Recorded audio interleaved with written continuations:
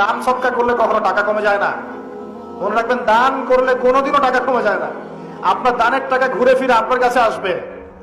বুঝতে পারছেন না? আপনার দানের টাকা ঘুরে আল্লাহ আপনার কাছে ফিরাই দিবে। কিভাবে ফিরাবেন সেটা আল্লাহর দায়িত্ব। আমি কি বুঝাবো কিভাবে ফিরাবেন? বুঝবেন, একটু বোঝার চেষ্টা করবেন। অর্থনীতি কিন্তু কঠিন, সহজ করে বোঝানোও কঠিন, সবাই সহজ করে বোঝাতেও পারবে না। আমি একটা পয়েন্ট খালি বুঝাই আপনাদেরকে, বোঝেন, চেষ্টা করেন। মনে করেন আপনাদেরকে অর্থনীতি বুঝাই, এগুলো আমাদের সাবজেক্ট ছিল, আর তখন আমরা আসলে অর্থনীতি কিছুই বুঝতাম না। তারপরে যখন কোরআন হাদিস পড়া শুরু করলাম তখন দেখলাম যে ও আচ্ছা, ব্যাপার তো খুব সহজ। সহজ জিনিসটাকে এত কঠিন করা হয় কেন? দেখেন কিরকম। মনে করেন একটা বাজার, আপনাদের বাজার আছে কি? আচ্ছা, এই বাজারের মধ্যে ধরেন 100 ব্যবসায়ী আছে, আর ব্যবসায়ীরা ব্যবসা করে। আল্লাহ পাক ব্যবসা হালাল করেছেন না হারাম করেছেন? হালাল ব্যবসা। ব্যবসায় একটা 10 টাকার পণ্য আপনি চাইলে 30 টাকা, 40 টাকা, 50 টাকা, 100 টাকা বিক্রি করতে পারবেন কিনা?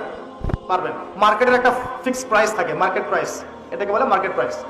একটা দাম নির্ধারণ করা হয় যে আমরা এই দামে সব সেল করবো, তাই না?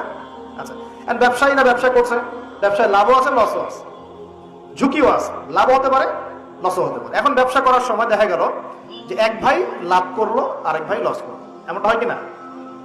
আল্লাহ পাক এখানে কি করেন জানেন? এই বাজারের মধ্যে যে সম্পদগুলো আছে, অর্থ সম্পদ, আপনারা যেটা কারেন্সি বলেন, এগুলো আল্লাহ রাব্বুল আলামিন হাত থেকে হাতে ঘোরাতে থাকেন।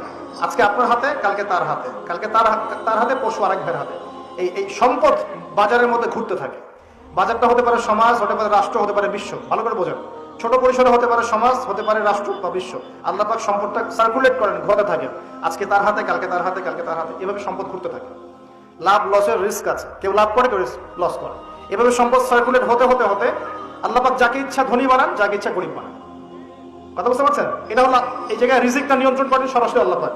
আল্লাহ পাক কারো সম্পদ নেন, কারোকে দেন, কারো কাছ থেকে নেন, কারোকে দেন, কারো কাছ থেকে নেন, কাউকে দেন। এভাবে সম্পদ ঘুরতে থাকে। আর যদি দেখা যায় সম্পদ মানে চাহিদার চেয়ে কম হচ্ছে, আল্লাহ পাক সম্পদ উৎপন্ন করে দেন। জমিন থেকে উৎপন্ন করেন, আসমান থেকে উৎপন্ন করেন। আমি মানে বুঝাতে পারছেন না? এরপরও যদি দেখা যায় যে সমাজের সংকট করতে হয়, যদি একটা রাষ্ট্রের সংকট হচ্ছে, অন্য রাষ্ট্র থেকে আমদানি করতে হয়। এভাবে একটা সিস্টেম চলে, ইসলামিক সিস্টেম। এখানে ব্যবসা হচ্ছে মূল। এখানে দায়িত্ব আল্লাহ নিয়ে নেন, কাউকে ধনী করবেন, কাউকে গরিব করবেন। সম্পদ ঘুরতে থাকবে, ঘুরতে থাকবে। এভাবে আল্লাহ পাক আপনার এই যে ধনী ব্যক্তি, মনে করেন যে সম্পদ এখানে লাভ করেছে, এই ব্যক্তির উপর আবার যাকাত ফরজ আছে। কি আছে? যাকাত ফরজ আছে। এখন এই যখন ধনী হবে, নিসাব পরিমাণ সম্পদ আসবে, তখন এই যাকাত দিবে গরিবকে। তখন যার হাত থেকে সম্পদ চলে আসছে, ওর কাছে আবার সম্পদ ফিরে যাবে। সুবহানাল্লাহ।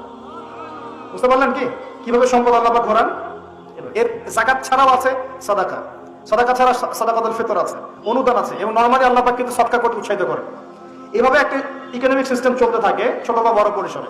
এভাবেই মদিনা টিকে ছিল, এভাবেই মদিনার ইকোনমিক সিস্টেম চলতো নবী সাল্লাল্লাহু আলাইহি ওয়াসাল্লামের যুগে। সেখানে আরো একটা বিষয় এক্সট্রা ছিল যেটা এখন নাই, সেটা ছিল গনিমত। সেটা কি? রাসূল সাল্লাল্লাহু আলাইহি ওয়াসাল্লাম সাহাবীরা বিভিন্ন যুদ্ধ এবং জিহাদ করতেন কিনা? না, তারা তো এগুলো করতেন না। ঘর মসজিদে বসে খালি সুবহানাল্লাহ পড়তেন, হ্যাঁ নাকি? বদর হুদ তো হয়নি ইসলামে, হয়েছে? বদর হুদ বলে কোনো যুদ্ধ হয়েছে নাকি?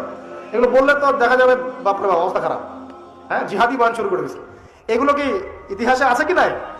যখনই মুসলিমরা যুদ্ধে গিয়েছে এবং জয় করেছে, তখন বিপুল গনিমতের সম্পদ লাভ করেছে।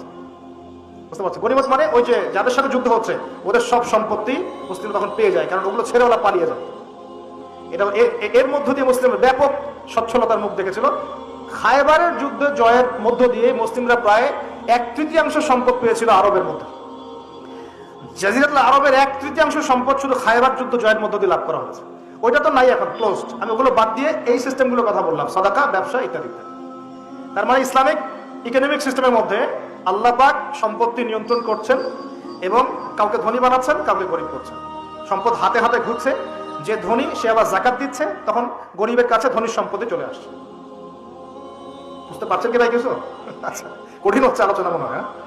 আচ্ছা, একটু কঠিন শোনেন। খালি কি আর উঠবস করা, ঢেলে দেই, চা খাই, কফি খাই শুনলে হবে? হ্যাঁ, এগুলো শুনলে হবে খালি? ভালো করে শুনি ইনশাআল্লাহ। এখন চলমান সিস্টেমে কি সমস্যা হয়? যখন আপনি ব্যবসাটাকে গুটিয়ে নিয়ে সুদটাকে প্রাধান্য দিচ্ছেন, মানে সুদের মধ্যে কি লাভ লস দুটা রিস্ক আছে, ঝুঁকি আছে কোনো?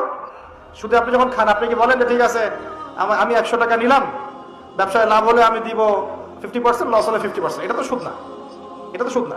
এটা কি সুদ? যখন আপনি বলেন যে আমি 100 দিয়েছি, আমাকে 110 দেওয়া লাগবে, 100 দিয়েছি, আমাকে 110ই দেওয়া লাগবে।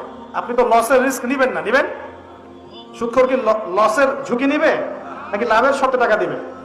এখন যখন আপনি লাভ লসের ঝুঁকি নিচ্ছেন না, তখন একজন লাভ করা একজন লস করার কোনো সিস্টেম বাজারে থাকছে না। তখন সম্পদ ধনিক শ্রেণীর হাতে পুঞ্জীভূত হচ্ছে, তারা আস্তে আস্তে ধনী হতে থাকবে, গরিবরা আস্তে আস্তে গরিব হতে থাকবে। এরও উপরে যখন সে আবার জাকাত দিবে না, তখন ওই সম্পদ আবার গরিবের কাছেও ফিরে আসবে না। এভাবে সুদের মধ্য দিয়ে সম্পদ সংকীর্ণ হয়ে যায়, একদম একটা মার্কেট, সমাজ, রাষ্ট্র মেসাকার অবস্থা, দেউলিয়া হয়ে চলে যাবে। একটা একটা করে কথা বলেছিলাম, ফলেছিল কি অর্থনীতির কথাগুলো? পাকিস্তানের কথা ফলেছে? পাকিস্তানের সামনে আরো ভয়াবহ পরিণতি আছে।